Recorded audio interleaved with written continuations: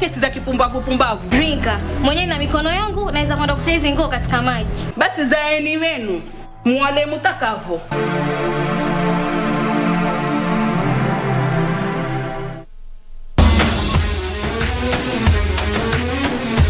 Narudi kwako Allah, narudi kwako Allah, narudi kwako Allah. Tafuta elimu hata ikitubidi twende katika nchi ya mbali kwa kutafuta elimu.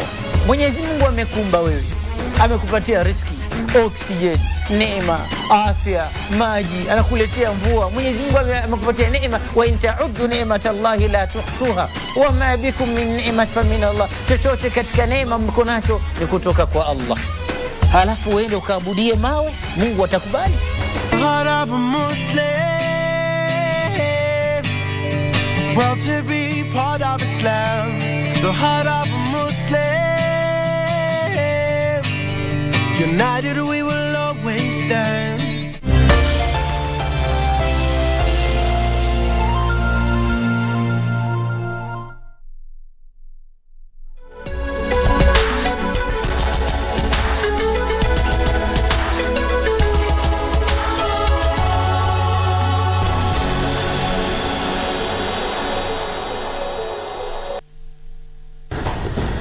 Matumaini yangu hujambo popote unapotazama na karibu kwenye Kurunzi Mashinani Alhamisi hii ikiwa ni saa 6 kamili. Mimi ni Zainab. Said, moja kwa moja tuanze na taarifa kwamba baadhi ya wadau wa elimu katika kaunti ya Narok wametaja teknolojia kuwa kichocheo kikuu cha ongezeko la visa vya uraibu wa mihadarati miongoni mwa vijana. Wakiongozwa na mkurugenzi wa shule ya Narok County Academy Liz Ntutu, wadau hao wamesema wazazi wanapaswa kuwa makini kuhusu habari zinazodukuliwa na watoto wao kwenye mitandao ya kijamii kupitia simu za rununu na tarakilishi. Haya yamejiri huku walimu wakuu wakihimizwa kutoa ushauri nasaha kwa wanafunzi. If children are allowed to use technology in anyhow without guidance and without them being told the effects of whatever they are able to access from this technology, then we end up losing a lot of children to so many other bad behavior and bad things. Our children especially pick so many bad vices, like I said. We have drug issues, we have cultic issues, we have the LGBTQ. So once they join this social platform, they find these to be activities that are, you know, of high class, and they would think maybe they would, you know, access or get more money. Advise our parents to make time to be with their children, to spend time with their children, because for sure a lot of parents find themselves with very busy schedules, and we make very limited time to be with our children. So we advise them to at least make some time and be with the children. They are able, so that they are able to counsel their children, they are able to play with their children.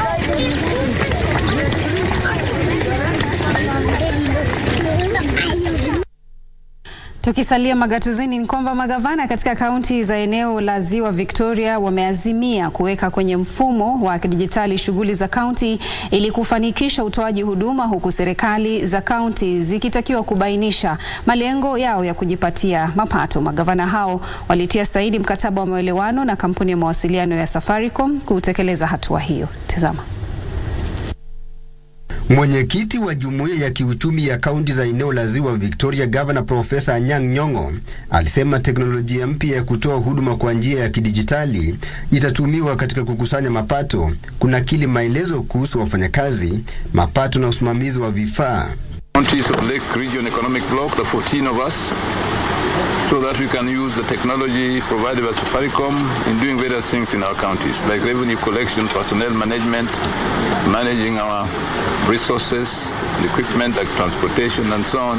Mwenzake wa Bungoma Kenneth Lusaka alisema utoaji huduma kwa njia ya kidijitali utapunguza visa vya ufisadi, kwani maafisa hawatahitajika kushughulikia shughuli za kifedha kwa njia ya taslimu.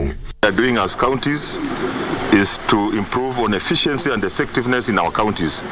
We want to minimize cases of corruption, especially in the health sector, revenue collection, and also want to use efficiently and effectively the revenue that we are getting from the shareable revenue and on-source revenue. So we want to minimize human contact with money because that is where corruption takes place. Mkurugenzi wa kampuni ya Safaricom anaisimamia masuala ya wateja Lucilia Veva alisema teknolojia hiyo italinda takwimu za serikali za kaunti huku zinapojizatiti kuimarisha shughuli zao.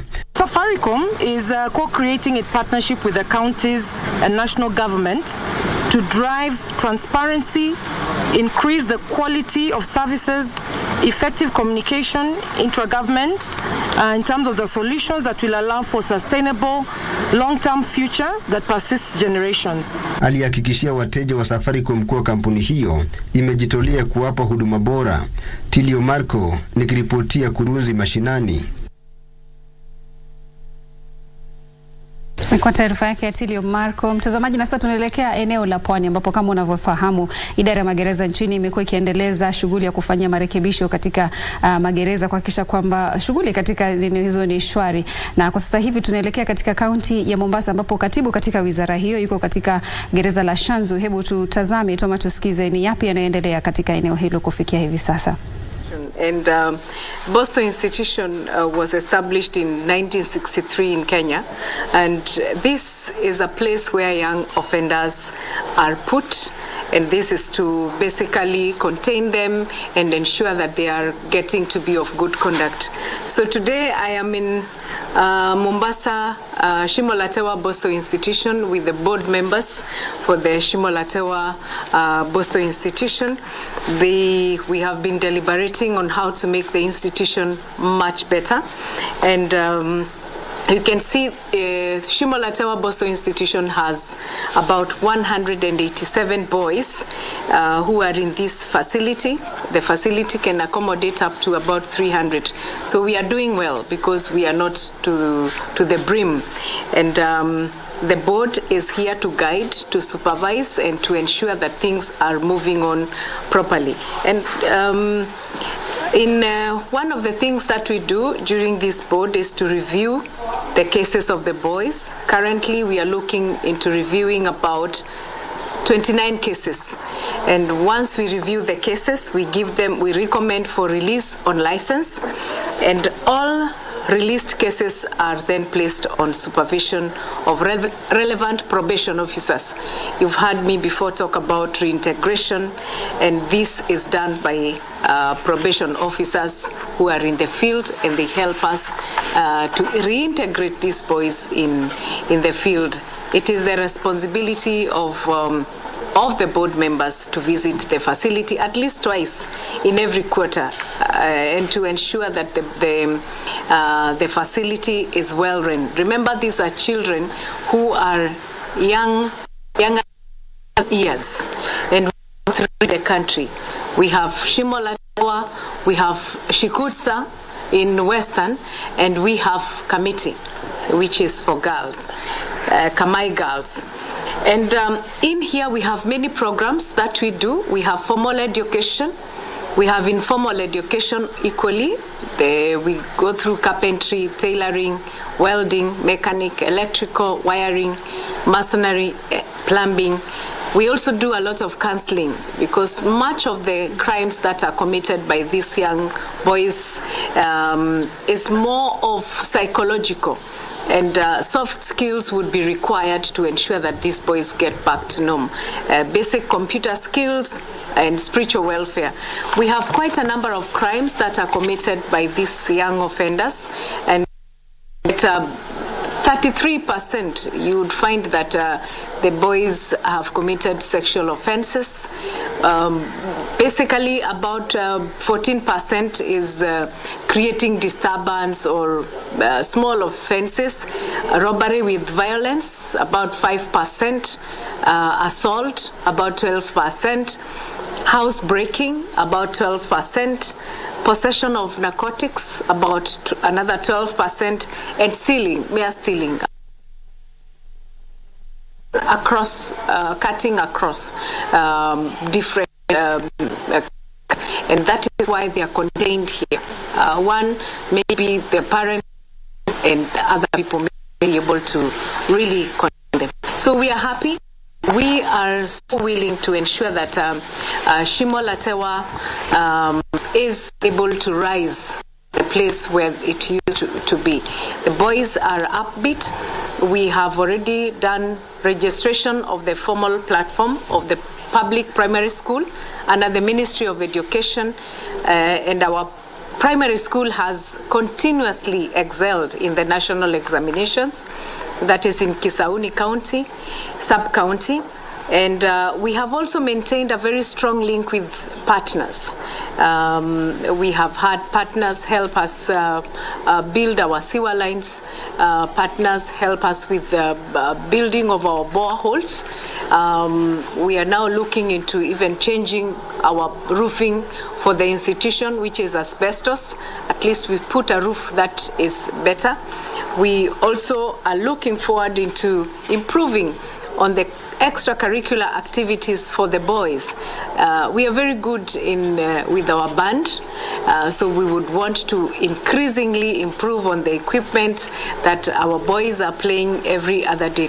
So we wish to call upon all partners and who would love to come and be with the boys, guide them, assist, and we build a partnership, a long-term partnership that will last, because this country is ours, so this institution equally is ours. Thank you.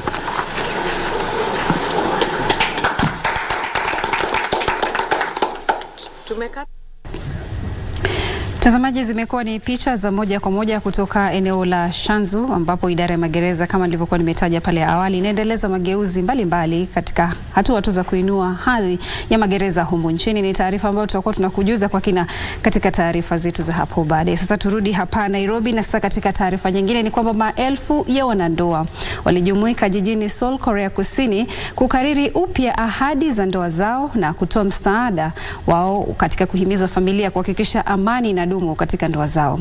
Tafrija hii ya kila mwaka inayoandaliwa chini ya mwavuli wa Shirikisho la Amani la Dunia pia ilishuhudia ukumbusho wa mwanzilishi mwenza wa shirikisho hilo, Hak Jan-han Moon.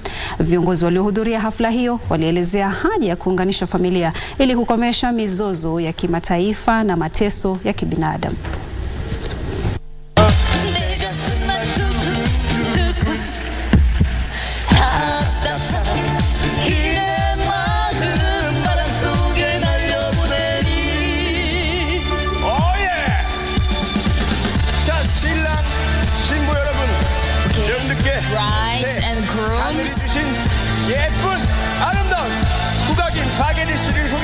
I will now introduce my beautiful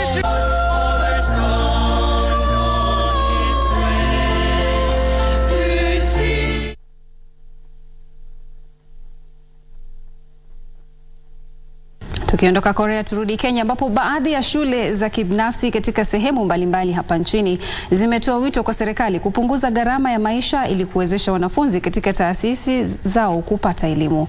Kwingineko, maafisa wa polisi katika kaunti ya Kakamega wanamchunguza mwanamume wa umri wa makamu kwa wake wawili kwa tuhuma za kuendesha makao ya watoto bila leseni. Taarifa kamili kwenye mseto magatuzi. Lakini mtazamaji, kabla ya kupata taarifa hiyo, naelekezwa na mwelekezi wangu kwamba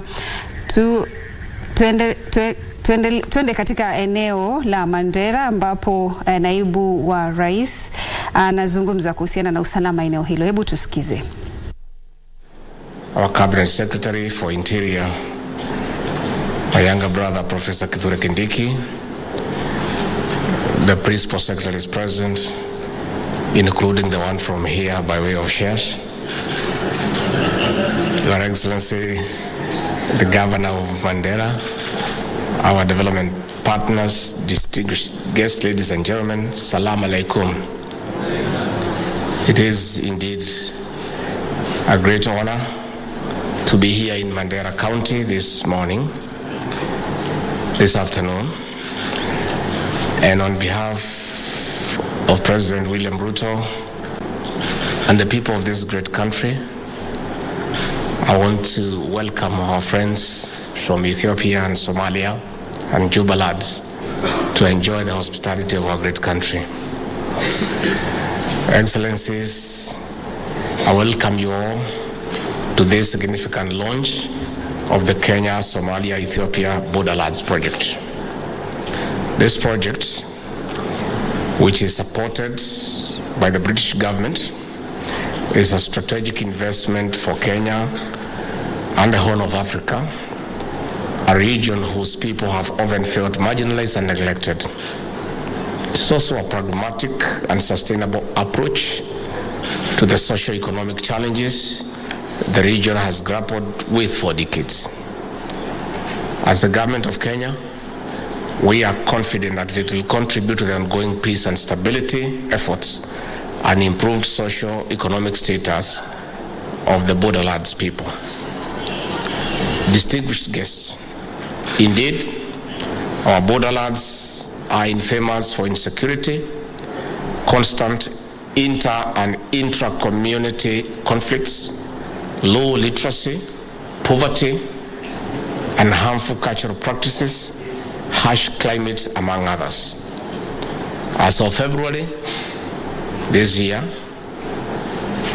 at least 36 million people at the Horn of Africa were wallowing in a fierce famine when the region was under the longest drought in 4 decades. Before the March 2023 rains, we had crossed the 5 million mark of people facing starvation in this country. While Ethiopia lost more than 4 million animals, in Kenya, pastoralists lost at least $1.5 million to the drought. It was indeed catastrophic. We thank God for the good rains and the greenery we have seen as we flew here. On the other hand, retrogressive traditional practices are denying our girls and women the right to socio-economic growth. Girls and women between 15 to 49 years are at the risk of FGM at a regional average of 61.3%. Distinguished guests, since we enjoy stability in Kenya, we are now home to more than 2.5 million refugees from the East African region, mostly from Somalia. Thousands of others are displaced from time to time due to inter- and intra-community hostilities, majority in the struggle for resources. Insecurity impedes development. Insecurity impedes education. Children learn to pick the gun instead of the pen. Fear for their lives keep teachers away. Further, infrastructural development is silenced by armed conflicts. We must silence the gun for the industries to roar back. We must silence the violence for socio-economic prosperity. Although we are yet to meet the African Union target of silencing the guns by the year 2020, we have another opportunity through this project to address the root causes for progressive elimination of armed conflicts, not just in the Horn of Africa, but the African continent. That is how we can achieve the Africa we want, where no one is left behind. Distinguished guests, it is against this background that I welcome this 3-year initiative, which seeks to give the people the power to rise. The governments and partners are facilitators in the true reflection of bottom-up socio-economic transformation of our communities. In this regard, it's upon us to create a favorable and sustainable policy environment for shared prosperity. We are taking orthodox measures to spur the livelihoods of our pastoralists, such as through sustainable access to safe and clean water for human and animal consumption. We are enhancing drilling of more boreholes, distilling and maintaining existing ones alongside water ponds. With sufficient water, communities will easily integrate crop farming with pastoralism for enhanced food security. This will also allow them to grow pastures for sustained feed supply. Given that our communities here are only separated by borders, these measures can be replicated for the good of our people. We also seek further collaboration in improving access to markets for produce such as beef and milk. In this regard, I call upon our partners here to support and work with us. Distinguished guests, as we host our neighbors fleeing conflicts, this influx is a drain to our own resources at the local and national level. Frontier counties have had to spend more, which overstretches the available resources.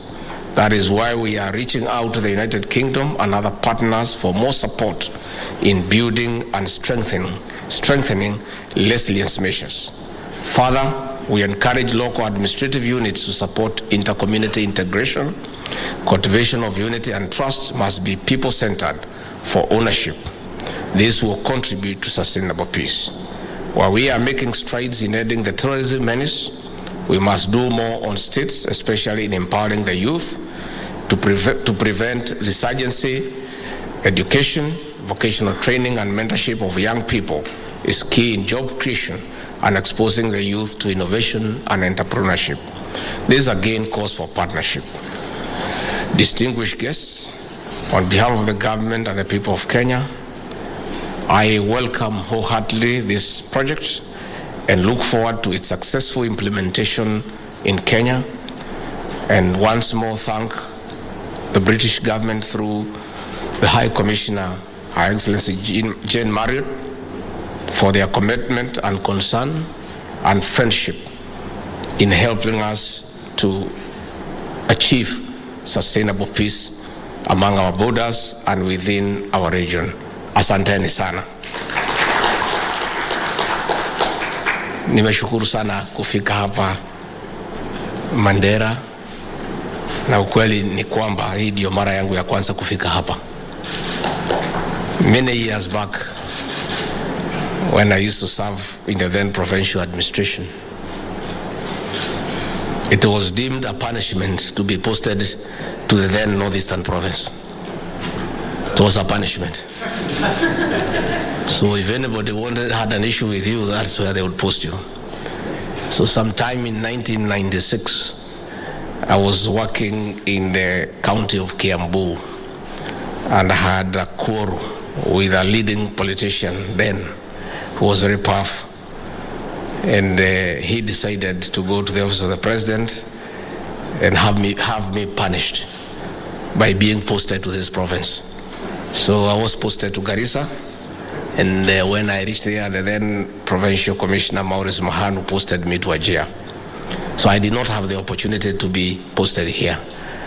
But when I have looked here and listened to the governor and the people around here, and our ambassador, our high commissioner has been here several times, I don't think this would have been a real punishment. I think it's a good place. And I think the Ruto administration is desirous of turning around the fortunes of the people of this region through sustainable interventions to make this region the bastion of hope and our leading producers of food to sustain food security in this country. And it is doable. If we open up the roads,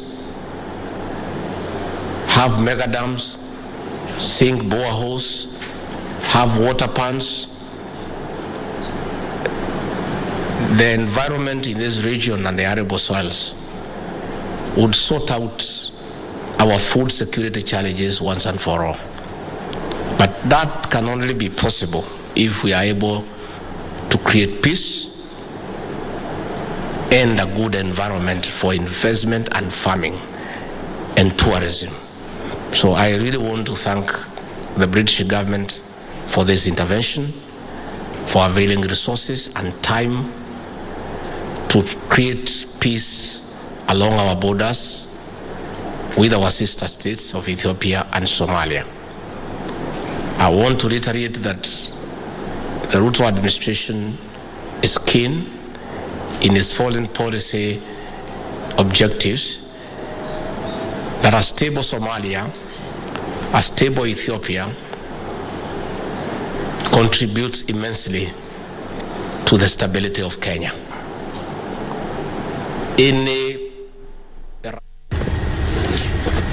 Mtazamaji, ni picha za moja kwa moja zilizotoka katika kaunti ya Mandera ambapo naibu wa rais alikuwa anazungumza katika mkutano ambao unaendelea eneo hilo, mkutano ambao unaangazia tu kuleta amani katika mpaka wa Kenya na Somalia na pia miradi mbalimbali ya kuhakikisha kwamba eneo hilo linajumuika katika kukuza uchumi wa taifa. Ni taarifa ambayo bila shaka itakujia katika taarifa zetu za hapo baadaye, lakini hapa hivi tunaendelea na taarifa zetu za Kurunzi Mashinani, ambapo katika taarifa nyingine ni kwamba ni katika ile taarifa ambayo tulikuwa tumeisoma pale awali.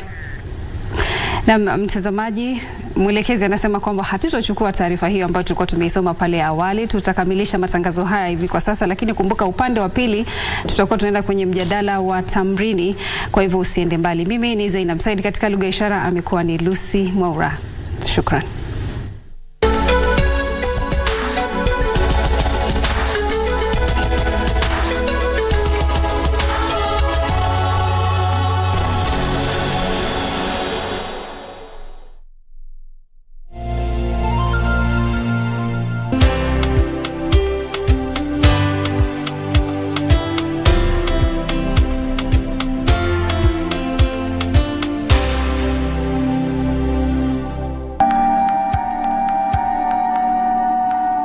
Kwingine naweza tafuta kazi. Na nikisema nitakutafutia kazi mahali nyingine, niliona tu kifo hivi na macho.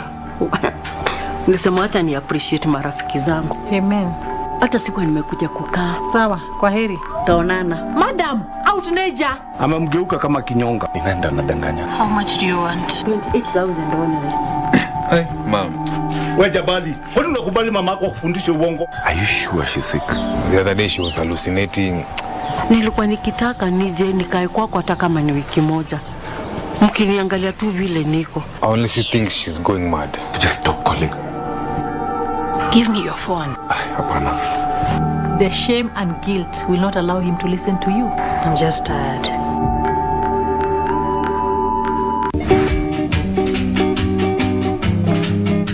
Mimi hawezi kuingia ndani ya hospitali. Ega, hawa watu wananionanga namna gani? Ni wewe umenifanya niwe nikiandikwa kama nguo. Natolewa asubuhi na naota jua halafu narudishwa. Siwezi fanyia wewe. Wewe tunga hiyo pande nyingine uandike kabisa. Yes, analetea ujinga kwa nini? I inject that indopicin. Yes, indopicin, ndio? Epidural. I'm lying, I'm not a cleaner, ndio? Sasa wewe mwenyewe una conclude you are lying, okay? No, I'm just yes, you have agreed that you are lying. So what? Allah? Not you. Sasa nini? Ni ngumu. Sasa mzee, si uongee lugha ya taifa ambayo unaielewa.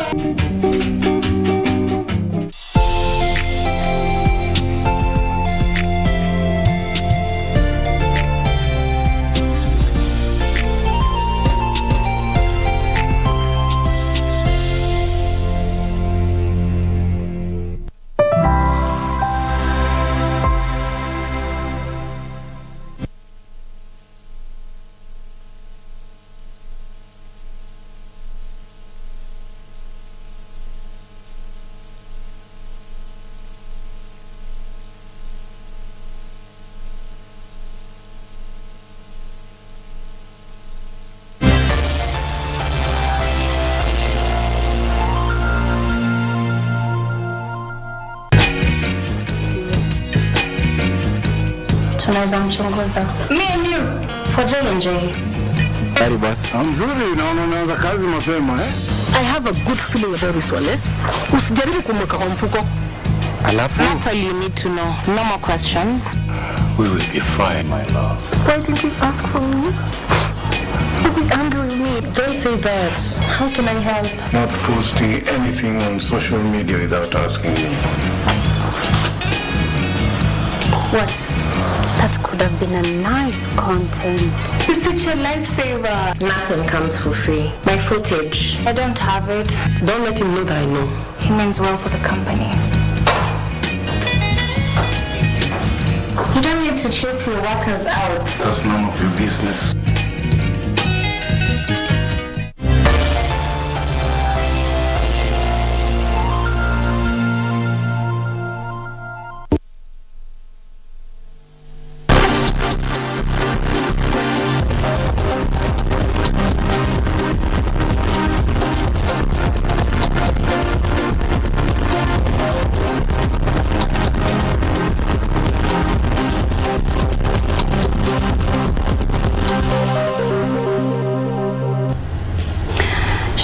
kwa kusalia nasi. Hii ni KBC Channel 1, kipindi hewani ni Tamrini, na kama ndo mwanzo unajiunga nasi, pale awali tulikuwa kwenye Kurunzi na sasa hivi tunaingia katika mazungumzo kwenye Tamrini. Studioni uko nami Zainab, katika lugha ya ishara ni Lucy Mwaura. Kumbuka ni takriban dakika 30 za mazungumzo humu ndani, tukizungumzia masuala mbalimbali tu yanayohusu wanafunzi wa vyuo vikuu na pia wale wa taasisi mbalimbali za masomo humu nchini. Tunaye afisa kutoka muungano wa USPAC ambao wanafanya mambo mengi tu, ikiwemo kuangazia kwamba usalama au hali bora ya wanafunzi hao katika vyuo vikuu na pia taasisi za masomo mbalimbali humu nchini. Tutakuwa tunaangazia mambo mengi tu. Kumbuka mwezi huu ni mwezi ambao wa Kenya na wanaungana na ulimwengu tu kuhakikisha kwamba afya ya akili ni muhimu kwa kila mtu pale nje.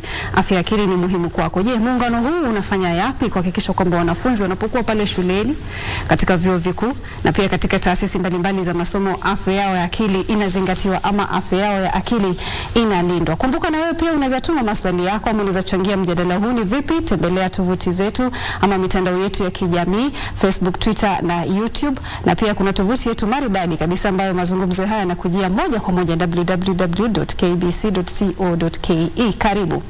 Na sasa studioni tuanze mazungumzo yetu hapa ndani. Bwana Gideon Mureru, shukrani sana kwa kukuja kuzungumza nasi hapa KBC. Nimeshukuru pia. Naam. Sasa wewe kama afisa ama nyinyi kama muungano wa pale wa USPAC, hebu tuambie tu ni mambo gani ambayo mnaangazia?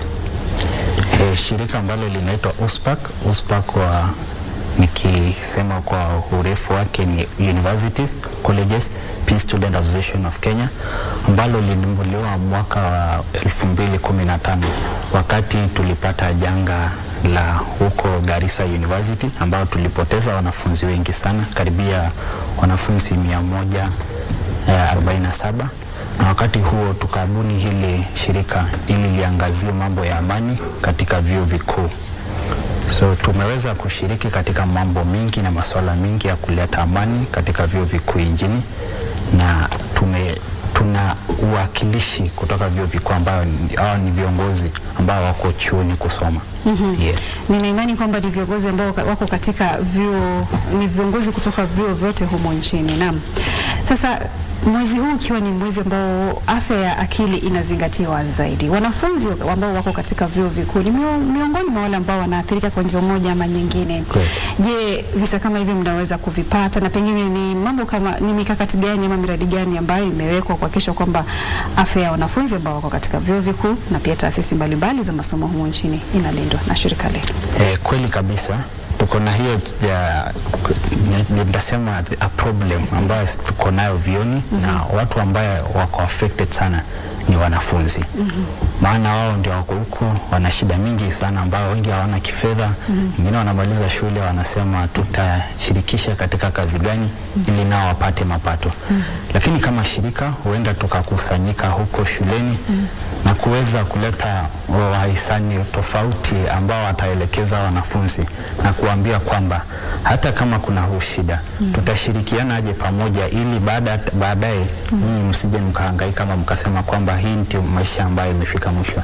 So kama shirika tunaweza waweka pamoja, na katika huo mfano wa kuweka pamoja we have to cancel them. Hiyo ni kucancel, lazima tuwape mawaidha na ushauri kwamba hata hili likitendeka kuna hili lingine. Yes.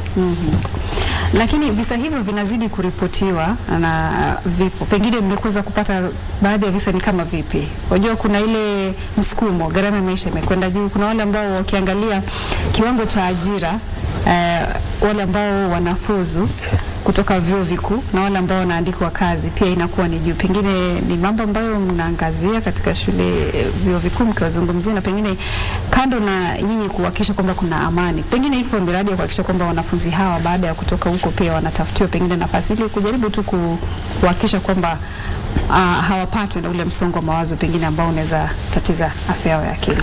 Kweli kabisa, nimekupata. Na kama shirika tuna mfano, tuna project inaitwa GSOT ni kwamba hali ya kuweka fedha mfukoni, na kama shirika tunaweza identify tunapata wale wanafunzi ambao wana ari ya kuingia katika biashara, tukaweka katika vikundi. Na kama wewe ni mwanafunzi, huenda ukataka kwamba utamaliza shule kabla upate ajira, kabla ya kutafuta riziki hapa, huenda you have an idea kuwa na biashara yako. kama shirika tumeweza kutoa hizo vikundi ambayo tunatekeleza katika vyuo 3 nchini, Mount Kenya University, University of Nairobi na Technical University of Kenya. Hii sasa tumebuni ile group ambayo wanataka kuingia katika biashara. Tukawasajili ambayo baada ya kumaliza tunapa elimu ambayo tutawaambia baada ya kumaliza, iwapo unataka kujiwekea hazina, iwapo unataka kujiwekea pesa ambayo utatumia kesho, utashiriki aje katika huu mpango. Na kama shirika tumeweza kuwaelimisha, ambayo tunawaelimisha kabla hata ya kuwaunganisha na wahisani ambao watawapa fedha ambao watajikimu maishani. Tumeweza kuwaeleza kwamba lazima tuwape elimu, iwapo utajua aje kuwa makinika na kujiwekea fedha ambayo utajiweza kujikimu baadaye. Na hivi baadaye ukimaliza, iwapo umekuwa umejisaidia, hizi fedha utaweza kuzirudisha aje. So baada hatujaweza kushiriki katika vyuo vingine ambao unaelewa katika hali ya kifedha sio kila mtu uende ukampa, lakini lazima wape elimu. You have to be responsible, ama lazima ukuwe makini sana usije ukapoteza.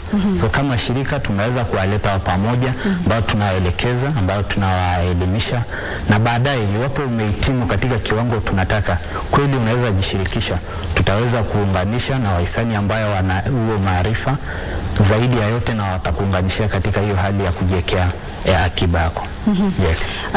Ipo kauli kwamba vijana hasa wale ambao wako katika vyuo vikuu hawana yale mawazo ama fikra kwamba anaweza kujiajiri. Je, ni kweli nyinyi mkitangamana na wanafunzi mnaona wengi wao adhana zao ziko katika kuajiriwa, ama pia wanaangazia ama wanatafuta wanaona kama mbinu ya kujiajiri ni njia mojawapo ya kujipatia kipato? Kweli kabisa. Katika vyuo vikuu ambao ndio wanafunzi wanasoma, wanapata elimu. Sababu ya kuwa chuo ni kusoma na kupata elimu ili kesho waweze kujiendeleza.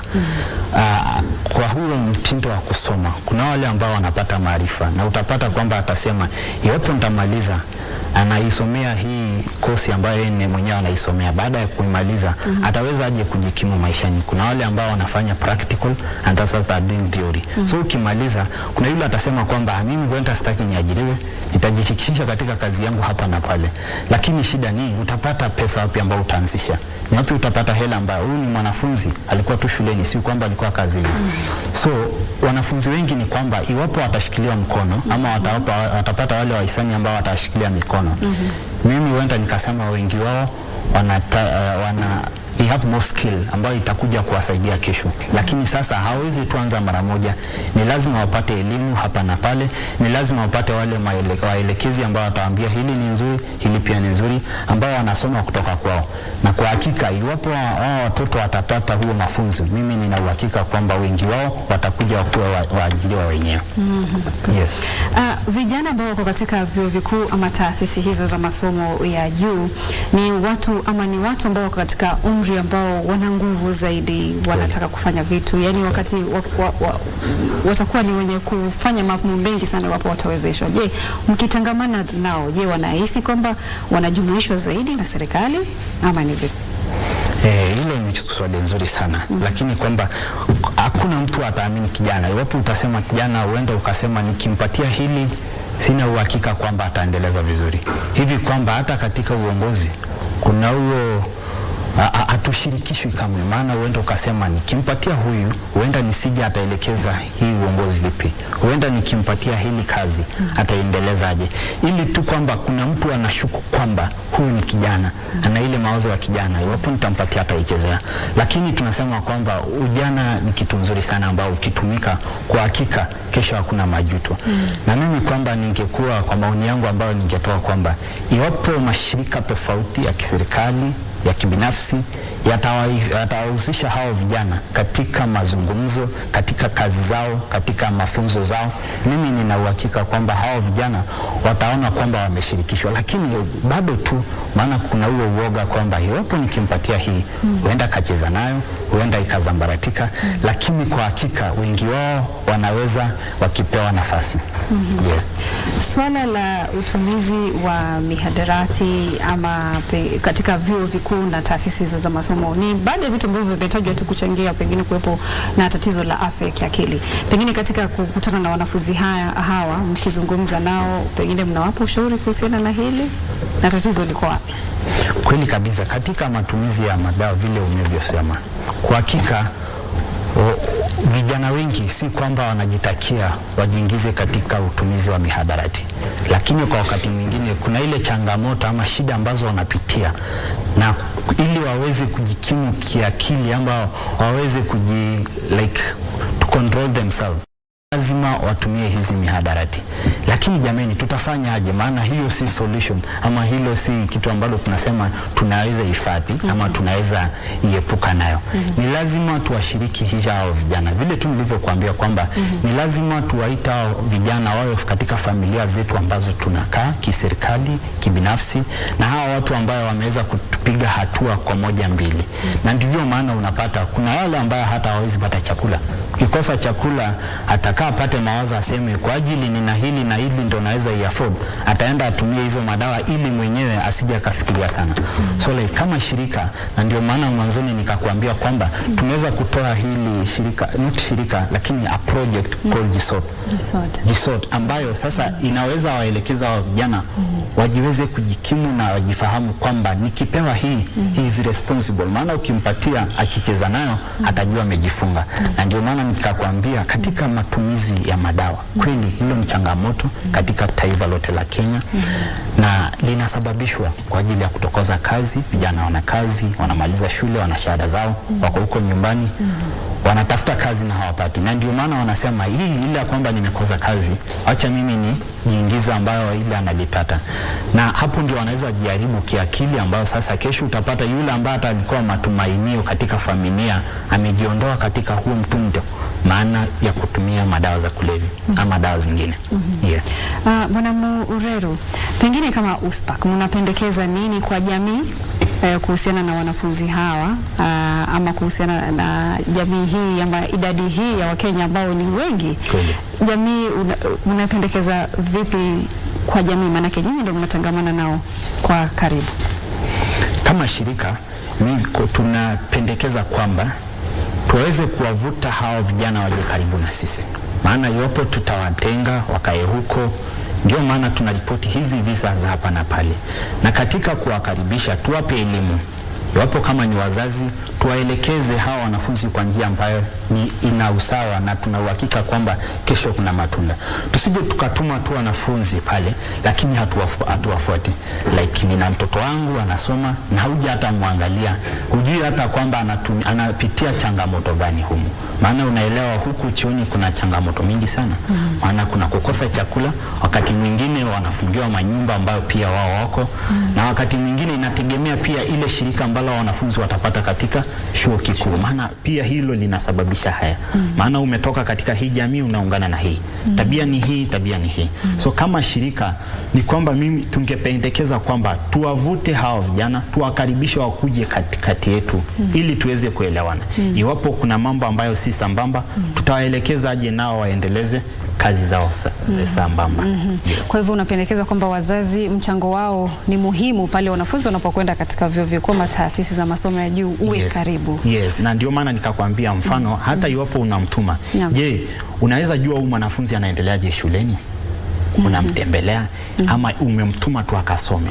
Ni lazima pia umfuate huko, elewa mandhari yake huko shuleni inaendeleaje.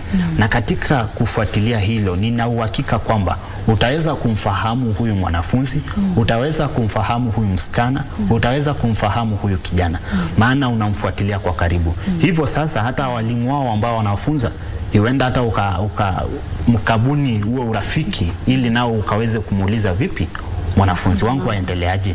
Na ndivyo ukajua kwamba kwa uhakika kama mwanafunzi alikuwa asome kwa huu muda, miaka 2, miaka 4, kulingana na kitu anachoisomea yeye mwenyewe, huenda akimaliza hivi tayari umemjua.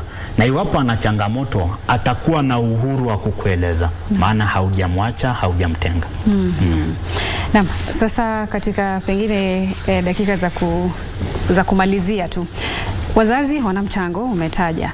Serikali, kila mtu, matamanio ya wale ambao wako katika vyuo vikuu ama taasisi ni kwamba wakimaliza watakuja kupata pengine ajira, ama kama ni biashara atapata mtaji aweze kuendeleza, kuanza na kufanya biashara yake ile na iweze kukidhi mahitaji yake.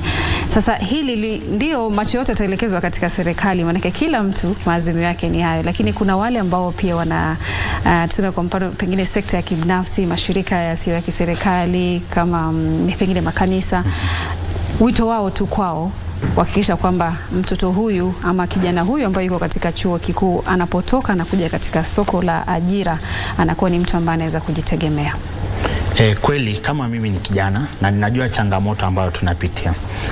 Kwa hilo swali ambao umeliuliza, kweli ningetaka niguzie upande wa serikali, maana kwamba hawa vijana wamehitimu masomo zao, wana shahada zao, wana maarifa. Ni lazima pia serikali waweze kuwakaribisha, maana ni hapo ndio watapata mapato zao. Hivyo ndio watapata mapato zao na hapo ndio ataelekeza ile kitu alichotakia yeye mwenyewe. Na iwapo hajapata huenda akapoteza imani na ndio akasema sababu langu la kusoma ilikuwa nini. Hivi kwamba serikali ni kitu cha muhimu sana ambao ni lazima tuifute karibu katika uongozi, katika mambo ya masuala ya vijana. And I feel serikali ndio chanzo kuu ambayo ni lazima ikuwe hapo. Maana hilo ndio itafungua mianya mingi sana hawa vijana waweze kujiendeleza maishani. Katika uongozi ndio hiyo bado tu wakati wa uongozi hawa vijana huenda wasiingizwe katika uongozi huo. Na ni vizuri sana maana wao ndio wenyewe wanajua zile changamoto wanapitia.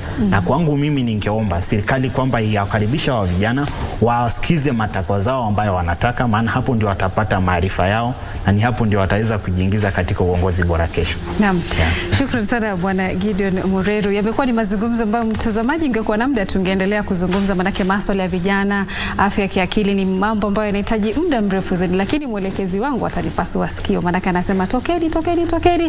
Turuhusu tuondoke mtazamaji, lakini mazungumzo haya yanaendelea katika mitandao yetu ya kijamii. Kwa hivyo unaweza tembelea upande huo na uache ujumbe wako. Zimekatika dakika, zimesalia takriban dakika 5 tuweze kutimu saa 7 kamili ambapo utapata taarifa zetu kwa lugha ya Kimombo. Mimi naitwa Zainab. Said katika lugha ya ishara amekuwa ni Lucy Mwaura. Hadi wakati mwingine, Mola akiridhia, nasema shukrani sana kwa muda wako. Kwa niaba ya mgeni wangu tunasema asante sana. Maasalam. Nishukuru.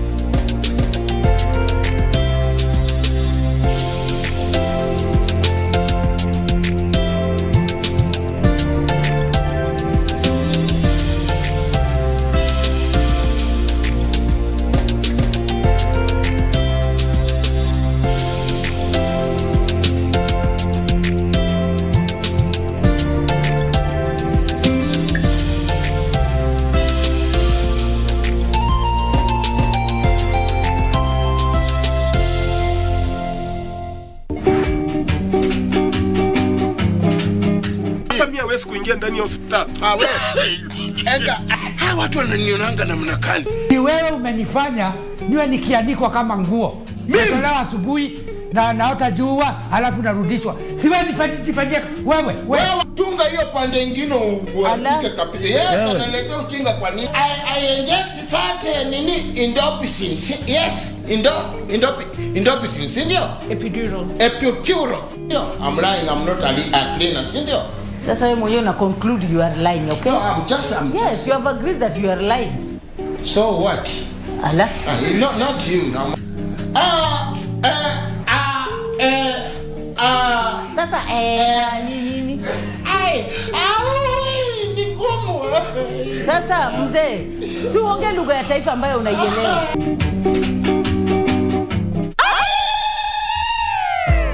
Hayawi mwishowe huwa Embu County 014 mliuliza tukajibu. Stesheni mpya ya Ngemi FM inawaalika mjumuike nasi katika bonge la roadshow itakayofanyika katika kaunti ya Embu.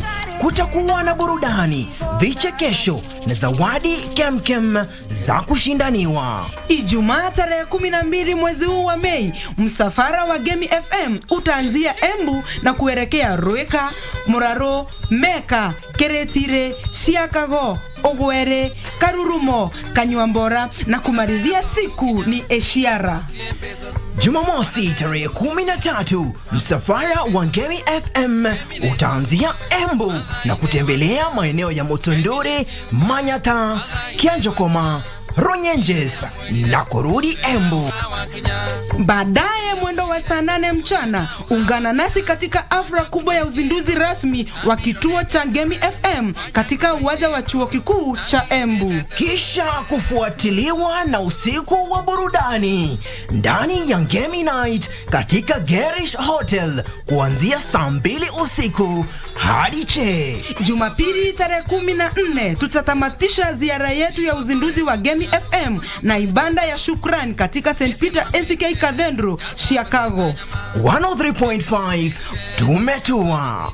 Ngemi FM, moshi wa urata.